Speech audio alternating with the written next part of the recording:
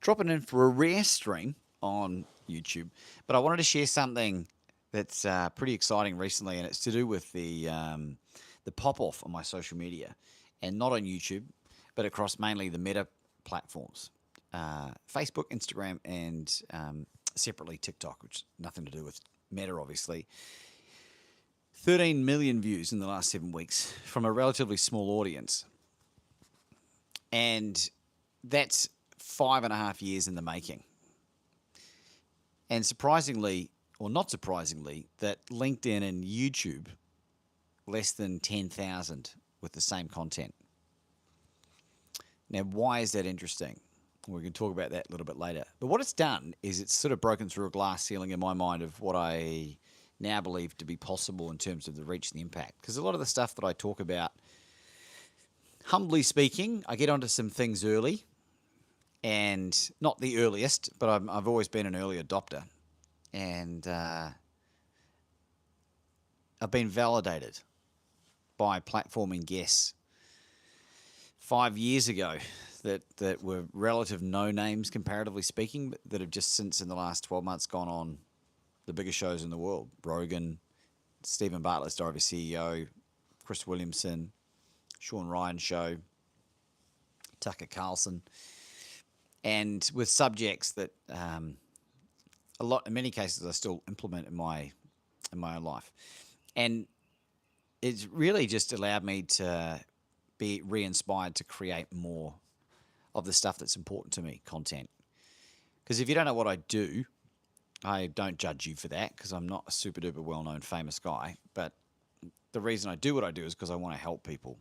And I can help them a few different ways. I can help them through the content that I create here. I can help them through people reading the book that I wrote. I can help them a very small number in the one-on-one bespoke coaching that I do alongside my wife, who's an incredible hypnotherapist. And now I'm starting to get feedback from the audience, because when you have that kind of engagement across, I had 12,000 followers on TikTok. That's now 25,000. Instagram was 1,400 to just over 10,000 now. And Facebook, surprisingly, 400 followers. 400 on a Facebook page is now 36,000 in 7 weeks. And Threads has done pretty good too. There's about 70,000 views from a brand new account that I just switched on by tapping the button on Instagram when I post, and anything under a minute long gets posted on there automatically, I think. My Substack, which I was posting every 2 weeks for about 8-9 months, had about 40 subscribers on it, and then that's gone up 5x. And LinkedIn did nothing. YouTube did nothing.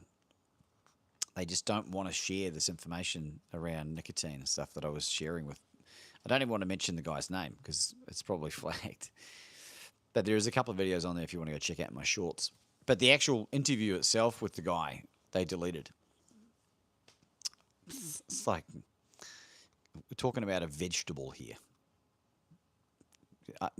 Like tobacco is part of the nightshade family, by the way.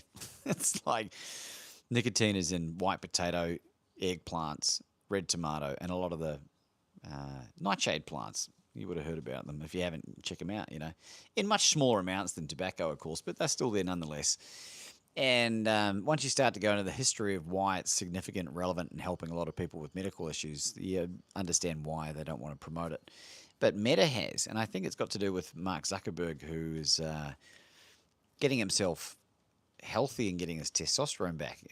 He's been doing Brazilian jiu-jitsu, and physically he's changed his shape. He's getting a much more defined jawline, and maybe he's starting to be awakened in his own way, which is pretty cool.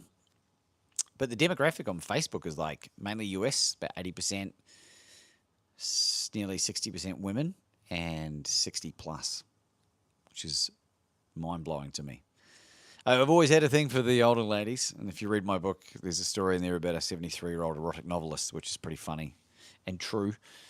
And that book's called Bet on You. And I think in the link in my bio here on YouTube, you can go through. It's available on Amazon exclusively.